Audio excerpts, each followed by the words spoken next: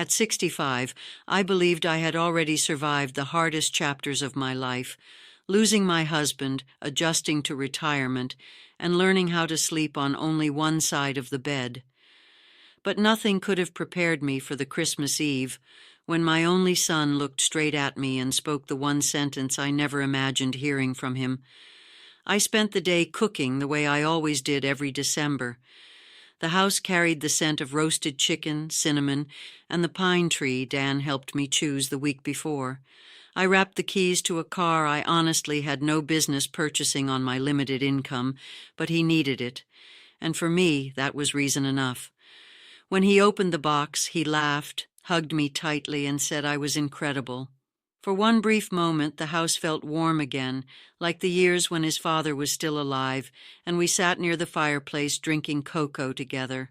Then his wife, Harper, shifted slightly on the couch, smoothing her expensive blouse and giving him a small nod that changed everything. Dan swallowed hard, the happiness fading from his expression, and quietly said, "We didn't get you anything this year, Mom. Harper thinks you should learn how to give without expecting something in return." My hands instantly turned cold. My own son was repeating his wife's words as though they were his own inside my living room on Christmas Eve.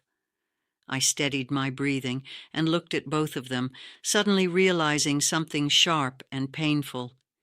If they thought they were there to teach me some kind of lesson, they had no idea what I had already been preparing for them all along. The truth is, the road leading to that Christmas Eve didn't begin with a car or a missing present. It started months earlier, back in September, when the leaves were changing and the mornings had just begun carrying that hint of cold air. I remember waking up early one morning. The house was quiet the way it always was now, and I realized I hadn't heard from Dan in nearly 2 weeks. No texts, no phone calls, not even one of those rushed, just checking in messages he used to send during lunch breaks. He wasn't always like that. Growing up, Dan was the kind of boy who would call me from the grocery store because he forgot the name of the cereal his father liked. When he got married, I told myself things naturally change, that spouses become each other's first priority. But the shift didn't feel natural. It felt deliberate, like a wedge slowly being forced between us. The first time I met Harper, she seemed polite enough, pretty, fashionable. She worked at a boutique downtown and had a way of scanning a room as though she was silently judging everything inside it. But Dan appeared happy, and after losing my husband 4 years earlier, all I wanted was for my son to have someone who truly cared about him. As time passed, little things began standing out. Harper constantly commented on my house. At first, she disguised it as compliments. "This place has so much potential, Maggie," she'd say, while standing in my kitchen and looking around like she was evaluating real estate. Then her tone slowly shifted. "This house is way too big for one person," or "You'd have such an easier life in a modern condo. Less maintenance, less yard work, less stress." One evening in early October, they came over for dinner. I made pasta and garlic bread, something simple. Dan helped me set the table while Harper sat scrolling on her phone, sighing now and then, like the world owed her more than it had given. Once we sat down, she brushed a crumb from her sleeve with 2 fingers and casually asked, "Have you ever thought about selling this place? You could help us with a down payment. It would benefit everybody." I tried to laugh it off, but my smile felt forced. "This house is fully paid off," I answered gently. "Your father and I built our life here." Harper tilted her head slightly, lips tightening. "But you're alone here now. It just doesn't seem practical anymore." Dan sat quietly beside her, tapping his fork against his plate. Somehow, his silence hurt even more than her words. Later that night, while washing dishes, I overheard them talking in the living room. Harper spoke in a low, tense voice, the kind meant not to travel. "Your mom is being unreasonable. She's holding on to space she doesn't even need. We're struggling with rent while she sits in a house like a dragon guarding treasure." Dan muttered something too quietly for me to hear, but Harper answered sharply, "She's your mother. You need to make her understand. We need that house, Dan." Those words settled into me like ice. I understood that many grown children depend on help from parents, but I never imagined my own son would be pressured into taking something from me. Not this way. The following days were filled with tiny cracks in our relationship. Dan brought up the house again. He showed me listings for condos in senior communities, circled prices, talked about fresh starts and opportunities. He didn't sound like himself anymore. He sounded rehearsed. Then there were changes in Harper, too. New handbags, expensive shoes, a shiny watch that probably cost more than my monthly electric bill. She claimed they were gifts from the boutique, but boutiques don't hand out luxury watches worth thousands. The more I noticed, the tighter the uneasy feeling in my stomach became. Everything finally reached a turning point during a backyard cookout one Saturday afternoon. Dan helped me flip burgers while Harper wandered toward the far side of the yard to answer a phone call. I wasn't trying to eavesdrop, but her voice carried over the fence. "I told you I can't wear it around him," she whispered. "He'll start asking questions. Just give me time." Her voice wasn't playful. It sounded personal, familiar, and suddenly the ground beneath me didn't feel steady anymore. That evening after they left, I walked slowly through my quiet house, touching the staircase railing, the old photographs, the empty spot at the table where Dan used to sit as a little boy. Something was wrong, something serious, something I could no longer ignore. No matter how painful it was to admit the possibility that my son's wife wasn't only pressuring him, but possibly betraying him as well. I didn't know it at the time, but that moment in the backyard was the first step toward discovering just how far Harper was willing to go and how much I would have to do to stop her. And whether I wanted to or not, I was about to uncover the truth. I barely slept after that cookout. I kept replaying Harper's voice in my mind, the softness in it, the kind reserved for someone who knows you too intimately. I tried convincing myself there had to be an innocent explanation, but the uneasy feeling only grew heavier with each passing day. I needed answers, not assumptions. The person I turned to was Linda, my closest friend from church. She's the kind of woman who senses worry before you even say a word. When I told her everything, Harper's behavior, the pressure about the house, the expensive gifts, and the phone conversation in my backyard, Linda didn't dismiss any of it. She looked at me calmly, the same way she had when her daughter went through a painful divorce years ago, and said, "You need someone who can uncover the truth without letting emotions get in the way."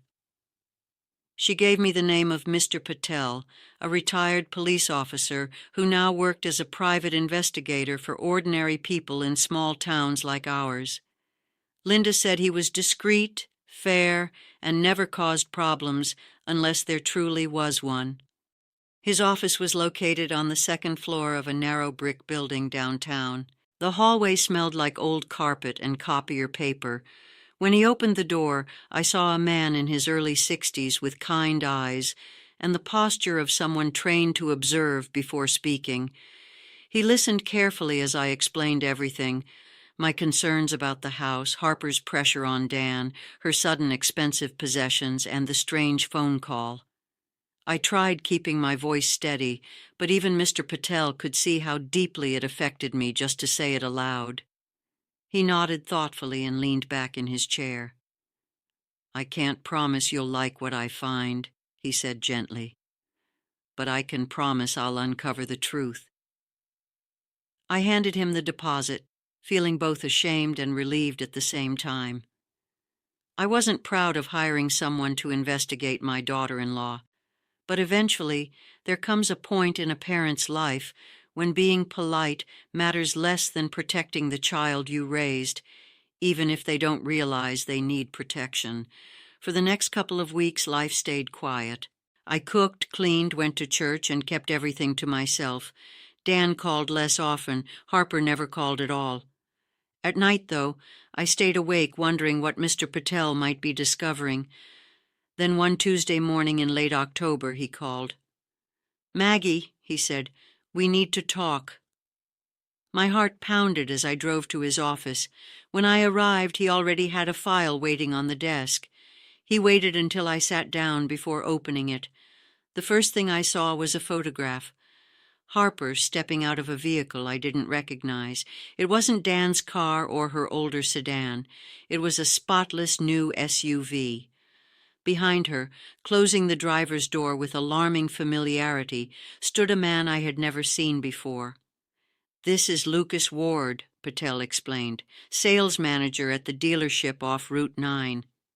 He slid another photo toward me, Harper and Lucas entering a hotel, another of them leaving a restaurant, another showing them standing far too close together in a parking lot while her hand touched his arm.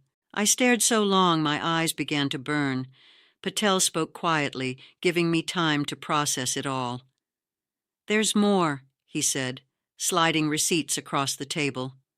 Hotel check-ins paid for with Lucas's card, restaurant bills signed by him, and worst of all, a receipt showing a luxury watch purchased for Harper. Suddenly, every piece fit together in a way that made me feel sick. "She's cheating," I whispered. Patel didn't directly say yes. He simply tapped the papers. "She's living a second life, and there's something even worse." He handed me a printed email. "I found this in a trash bin behind her boutique. Looks like she printed it at work and threw it away." The words blurred as I read them. Harper had written that Dan would eventually convince me to sell the house. Patel quietly explained that Harper believed once they received enough money from the sale, she and Lucas could finally have the life they wanted. The room felt unsteady. I gripped the chair tightly, trying to keep myself composed. Harper wasn't only betraying Dan, she was planning to financially destroy him, and she didn't care if I suffered in the process, too. Patel rested a gentle hand on the table.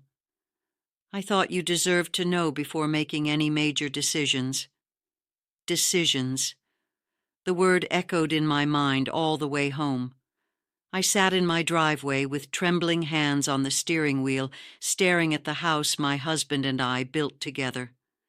The house where Dan learned to ride a bicycle, the house I once hoped he would inherit with gratitude and happiness. Now it had become the center of someone else's plan. That night, I didn't cry. What I felt was colder than sadness and steadier than anger. It was determination. If Harper wanted my home, my family, and my son's future, she was about to discover that I hadn't lived 65 years without learning how to stand my ground.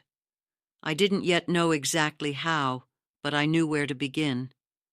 The next morning I scheduled a meeting with a lawyer. The law office sat on the corner of Main and Birch, a small brick building, with a brass plaque reading Reynolds and Hartman, Family and Estate Law. I had driven past it for years without giving it much thought, but that morning, with Patel's folder tucked inside my purse, it felt like the most important doorway I had ever entered. Ms. Reynolds greeted me with a confident handshake and a calm smile. She was in her early 50s, composed and straightforward, the kind of person who balanced compassion with intelligence. I trusted her almost immediately. I told her everything: my husband's death, the house we spent decades paying off, Dan's recent behavior, Harper's pressure, and finally the investigation. She didn't react dramatically when I mentioned the affair. She didn't gasp or widen her eyes when I explained Harper's plans. She simply listened carefully, hands folded while absorbing every detail. When I finished, she leaned back slightly and let out a slow breath.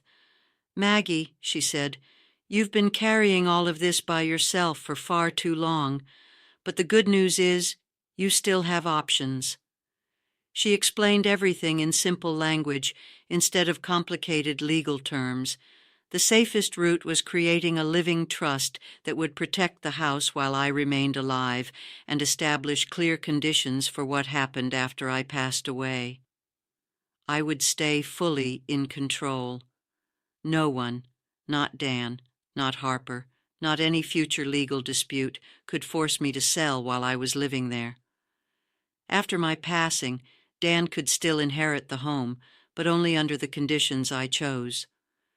"What kind of conditions?" I asked. "Conditions that protect your wishes," she answered gently. "For example, he cannot have participated in pressuring you to sell. He cannot be financially obligated to a spouse regarding the property, and he cannot challenge your ownership rights. In other words, I could shield my home from Harper directly while also protecting Dan from future manipulation." For the first time in months, I felt something loosen inside me. I signed every document. Ms. Reynolds notarized them and made copies. When I stepped back outside, the late October air felt colder but somehow cleaner. I had regained control. But legal paperwork alone wasn't enough. I needed Dan to see Harper for who she truly was, and I needed him to realize it in a way that wouldn't push him deeper into her influence. That night, I sat at my kitchen table with Patel's file spread out before me. I studied every receipt, every photograph, every line. Each detail felt like another thread, unraveling the life my son believed he had. I hated what I was preparing to do, hated that things had reached this point. But pretending everything was normal would only leave Dan trapped deeper in Harper's manipulation. Finally, I made my decision. I would give both of them a Christmas Eve they would never forget. I invited them to dinner the very next morning. Harper responded within minutes, something she almost never did. "Looking forward to discussing the house," she wrote. Dan simply sent a thumbs-up emoji, which somehow hurt more than it should have. During the following weeks, I prepared the way people prepare for storms. I cooked, cleaned, decorated the house, even though the happiness behind it felt fragile. I bought Dan the car he desperately needed, reminding myself that a mother doesn't stop loving her child simply because he's lost his direction. Yet every time Harper entered my house, her eyes drifted across the walls, the floors, the staircase, the kitchen counters. She wasn't admiring any of it. She was evaluating it. 2 days before Christmas, I walked into the dealership where Lucas worked. I didn't confront him. I only observed. He leaned against a desk laughing with co-workers, adjusting his tie with the same hand that had held Harper in those photographs. He looked completely comfortable, like someone who never expected consequences. On Christmas Eve morning, I opened Patel's file one final time. I placed the photos, receipts, and printed email into a large envelope. Then I added a small USB drive containing time-stamped hotel lobby footage Patel had collected legally during the investigation. I held the envelope in my hands and whispered quietly, "If this is what it takes to protect my son, then so be it." That evening, as the sun disappeared behind the maple trees outside my window, I set the table using my best china. I placed candles in the center, folded napkins carefully, and arranged every dish I had prepared from scratch. The house glowed warmly against the cold evening outside. And when I heard their car pull into the driveway, I knew the storm had finally arrived, but I wasn't afraid anymore. I was ready. When Dan and Harper walked into my home that Christmas Eve, even the warmth from the fireplace couldn't soften the tension they carried with them. Harper entered first, chin raised slightly, while her eyes swept across the living room as though she were imagining it as her own someday. Dan followed behind her, wearing a nervous smile, the kind people wear when they hope an evening stays peaceful, even while sensing it won't. Dinner was quiet, painfully quiet. I had cooked everything from scratch: roasted chicken, green beans, mashed potatoes, homemade rolls. I tried recreating the holidays Dan remembered from childhood, the ones filled with laughter and music. But Harper barely touched her meal. She kept checking her phone as though she was waiting to hear from someone else she would rather spend the evening with. Dan talked about work, but even he seemed distracted, replying quickly whenever Harper whispered into his ear. After dinner, we moved into the living room. This Christmas tree glowed softly in the corner. I handed Dan the small velvet box containing the car keys. His face lit up instantly. He hugged me with real gratitude, the kind that briefly erased months of quiet pain. Part of me wished the evening could have ended there. Harper opened her gift next. I had spent 3 months saving for the handbag I bought her, hoping she might view it as a gesture of peace between us. She held it up, snapped a picture for social media, then set it aside without even saying thank you. I noticed Dan watching her closely, waiting for some reaction that never came. Finally, I sat back and waited for whatever gift they had brought for me. I wasn't expecting anything extravagant, maybe just a candle or scarf, something simple that said I still mattered to them. Instead, Harper nudged Dan gently. He cleared his throat, avoided looking directly at me, and quietly said, "We didn't get you anything this year, Mom. Harper thinks you should learn how to give without expecting something back." The silence afterward felt heavier than shouting. Heat rose in my chest, but it wasn't from the fireplace. I noticed Harper smirking slightly, like she believed she had finally proven a point. I inhaled slowly. "Is that so?" Dan shrank into himself while Harper crossed her legs and leaned back confidently. They thought the humiliation ended there, but neither of them realized I had entered that evening prepared with the truth. "Well," I said calmly while reaching into the drawer beside me, "since we're teaching lessons tonight, I have a gift too." I placed the large envelope onto the coffee table. Harper's expression immediately tightened. Dan frowned in confusion. "Go ahead," I said softly. "Open it." Harper grabbed the envelope before Dan could reach it. The first photograph slipped out. Her face instantly lost color. She stared at it silently for a second, before shoving it toward Dan. He picked it up slowly. When he saw Harper stepping out of Lucas's SUV, with her hand resting against his arm, confusion spread across his face. "What is this?" he whispered. He moved to the next photograph. Harper and Lucas entering a hotel lobby. Another sharing an intimate dinner, another showing Harper leaning toward Lucas closely enough to erase any doubt. Dan shook his head repeatedly, like he could somehow deny what he was seeing. "Harper, tell me these aren't real." She stumbled through excuses about editing, manipulation, and me being obsessed. I said nothing. Instead, I quietly placed the printed email between them. Dan picked it up carefully. He read every line slowly. His lips trembled when he reached the section where Harper discussed selling my house, taking the money, and building a future with Lucas. His shoulders collapsed under the weight of betrayal. "Why?" he asked weakly. "Why would you do this?" Harper's panic suddenly turned into anger. "Because I deserve more than struggling on your ridiculous salary while your mother lives alone in a house she doesn't even need." Even she seemed shocked by the cruelty in her own voice. She immediately stopped talking, but the damage was done. Dan stood up slowly, carrying a kind of heartbreak that changed him in real time. "Get out," he said quietly. Harper blinked in disbelief. "Dan, get out." His voice cracked, but his decision didn't waver. Harper grabbed her coat while muttering threats about lawyers and legal rights, but none of it mattered anymore. The front door slammed behind her, the sound echoing through the silent house. Dan sank onto the couch and covered his face with his hands. I sat beside him without touching him at first.